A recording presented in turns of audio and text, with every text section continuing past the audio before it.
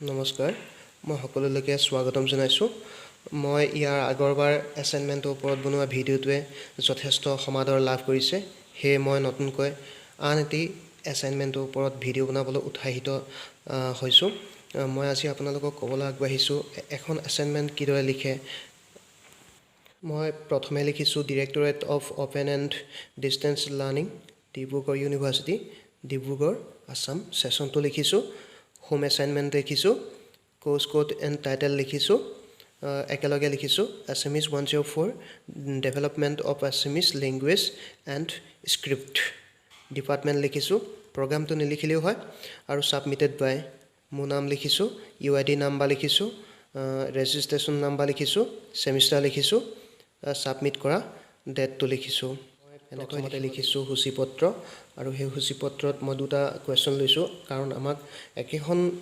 এছাইনমেণ্টত দুটা কুৱেশ্যন কৰিবলৈ দিছিলে এক নম্বৰ আছে প্ৰাচীন ভাৰতীয় আৰ্য ভাষাৰ পৰা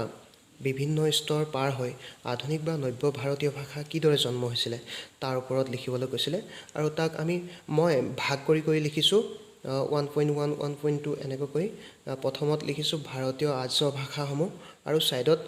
তাৰ কাষতে পৃষ্ঠা নং দি গৈছোঁ 2 নম্বৰত লিখিছোঁ প্ৰাচীন আৰ্য ভাষাৰ পৰা নব্য আৰ্য ভাষাসমূহ কিদৰে সৃষ্টি হৈছিলে তাৰ তালিকা আৰু 3 নম্বৰত আছে প্ৰাচীন ভাৰতীয় আৰ্য ভাষা আৰু তাৰপিছত আছে মধ্য ভাৰতীয় আৰ্য ভাষা তাৰপিছত আছে নব্য ভাৰতীয় আৰ্য ভাষা একেবাৰে শেষত লিখিছোঁ মন্তব্য আৰু 2 নম্বৰ কুৱেশ্যনটো আছিলে অসমীয়া লিপিৰ বিৱৰ্তনৰ ধাৰাটোৰ নামসহ ভাগকেইটা লিখিবলৈ কৈছিলে আৰু মই তাক তেনেকৈ ভাগ কৰি লিখিছোঁ তেনেকৈ একেবাৰে শেষত মন্তব্য লিখিছোঁ আৰু একেবাৰে শেষত এছাইনমেণ্টৰ একেবাৰে শেষত মই সহায়কপঞ্জী সম্পৰ্কে উল্লেখ কৰিছোঁ মানে ক'ৰ পৰা মই সহায় লৈছোঁ তাৰ সম্পৰ্কে মই লিখিছোঁ একেবাৰে ওপৰত মই পৃষ্ঠা নং লিখি গৈছোঁ আৰু ইয়াত ভাৰতীয় আৰ্য ভাষা সম্পৰ্কে ইন্ট্ৰডিউচ কৰি গৈছোঁ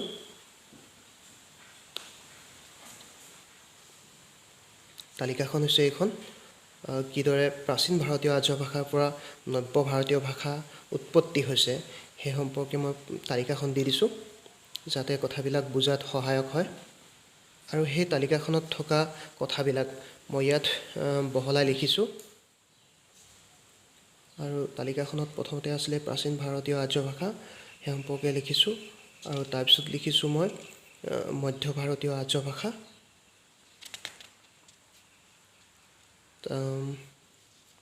সেই মধ্য ভাৰতীয় আৰ্য ভাষাটোক তিনিটা স্তৰত ভাগ কৰিব পাৰি পালি বা আদি প্ৰাকৃত দ্বিতীয়তে প্ৰাকৃত বা মধ্য প্ৰাকৃত আৰু একেবাৰে শেষত অপভ্ৰংশ আৰু সেই সম্পৰ্কে মই লিখিছোঁ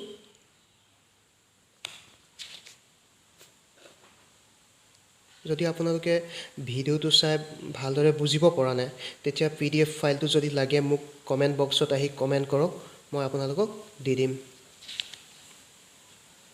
তাৰপিছত নব্য ভাৰতীয় আৰ্য ভাষা এই নব্য ভাৰতীয় আৰ্য ভাষাক বিভিন্ন শাখাত ভাগ কৰিব পাৰি যেনে উত্তৰ পশ্চিম শাখা য'ত নেকি পাঞ্জাবী বা লহন্দা এইবিলাক আছে দক্ষিণ শাখা য'ত নেকি মাৰাঠী কোংকণীবিলাক আছে আৰু মধ্য শাখাত আছে হিন্দুস্থানী কনৌজী এইবিলাক আছে মধ্য পূৰ্বী শাখাত আছে অৱধী বঘেলী এইবিলাক আছে পূৰ্বী শাখাত আছে অসমীয়া বঙলা উৰিয়া মৈথিলী ভোজপুৰী ভাষা আৰু পাহাৰী ভাষাত বা হিমালয়ী ভাষাত আছে নেপালী গাৰোৱালী চমুৱালী এইবিলাক আৰু বিদেশী ভাষাত আছে সিংহলী আৰু এছিয়া কিছুমান যাযাবৰী ভাষা এইবিলাক আমি বিদেশী শাখাত ৰাখিছোঁ একেবাৰে শেষত লিখিছোঁ মন্তব্য নেক্সট কুৱেশ্যনটো মই লিখি দিছোঁ ইয়াত অসমীয়া লিপিৰ বিৱৰ্তনৰ ধাৰাটোক কেইটা ভাগত ভাগ কৰিব পাৰি তাৰ উদাহৰণৰ সৈতে অসমীয়া লিপি বিৱৰ্তনৰ স্তৰটো সম্পৰ্কে মই সবিস্তাৰে ইয়াত লিখিছোঁ আৰু অসমীয়া লিপিৰ বিৱৰ্তনৰ ভাগ কেইটা বিভিন্ন পণ্ডিতে বিভিন্ন ধৰণৰ ভাগ কৰিছে সেইটো সম্পৰ্কে মই লিখি দিছোঁ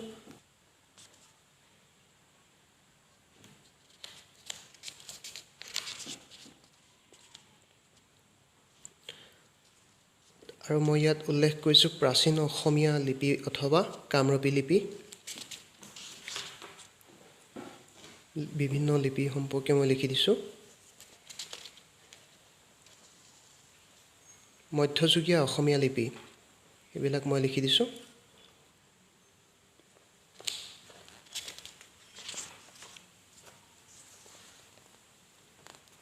গড়গঞা লিপি সম্পৰ্কে লিখিছোঁ, বামুণীয়া লিপি সম্পৰ্কে লিখিছোঁ। আপোনালোকে কুৱেশ্যন মানে এইবিলাক ভালদৰে লিখিবলৈ হ'লে কিতাপখন পঢ়িবই লাগিব।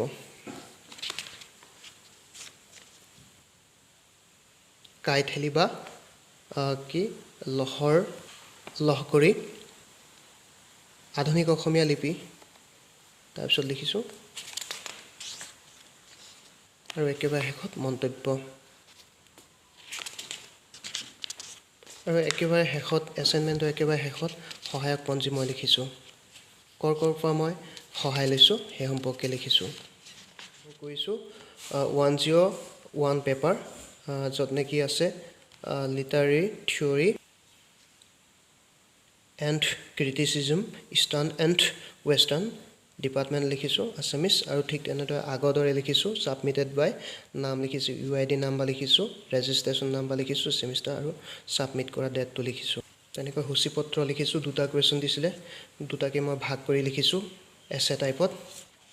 আৰু আৰম্ভণি দি দিছোঁ।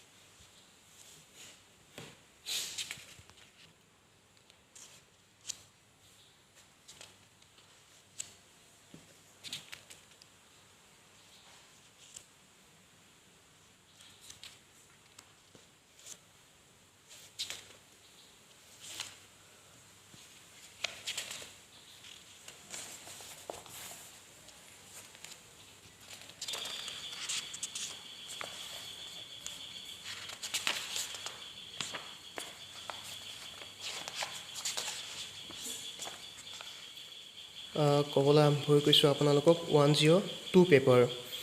কিন্তু মই আপোনালোকক 103 পেপাৰখন সম্পৰ্কে নকৰোঁ, কাৰণ এটা ভিডিঅ' তাৰ কাৰণে এক্সট্ৰাকৈ বনাইছিলোঁ ফাৰ্ষ্টত, আৰু সেইটো ভিডিঅ'য়ে যথেষ্ট সমাদৰ লাভ কৰিছিলে। সেইটো কাৰণে মই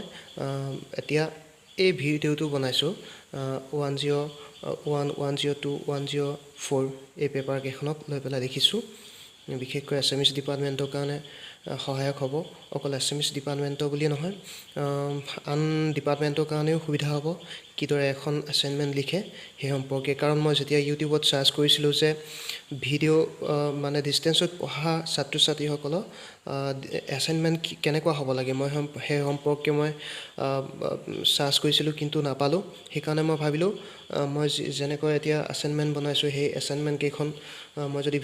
ভিডিঅ' আপলোড কৰোঁ ইউটিউবত, তেতিয়াহ'লে মোৰ পিছত যিখিনিয়ে পঢ়িছে সেইখিনিয়ে যথেষ্ট উপকৃত হ'ব। সেইকাৰণে মই এই ভিডিঅ'টো আপোনালোকৰ কাৰণে বনাইছোঁ। ইয়াত আছে হিষ্টৰী অফ আৰ্লি এছামিছ লিটাৰেচাৰ।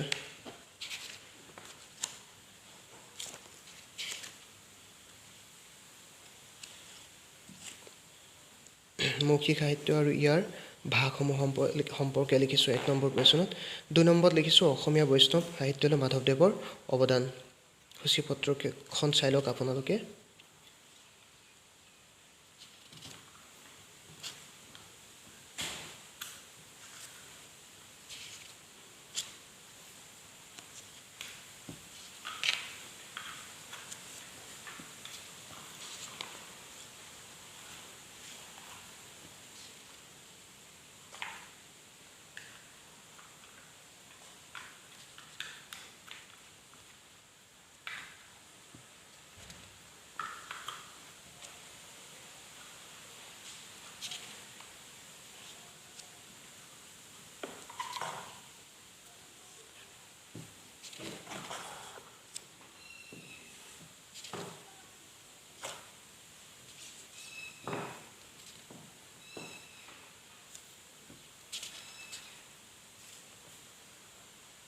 এতিয়া মাধৱদেৱৰ সম্পৰ্কে লিখিছোঁ। মাধৱদেৱৰ পৰিচয়টো ফাৰ্ষ্টত দি লৈছোঁ।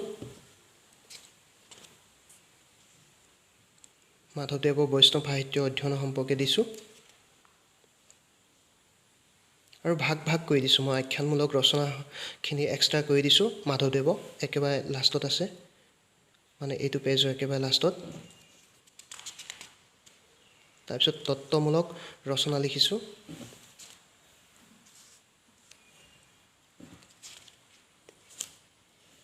নাটসমূহ লিখিছোঁ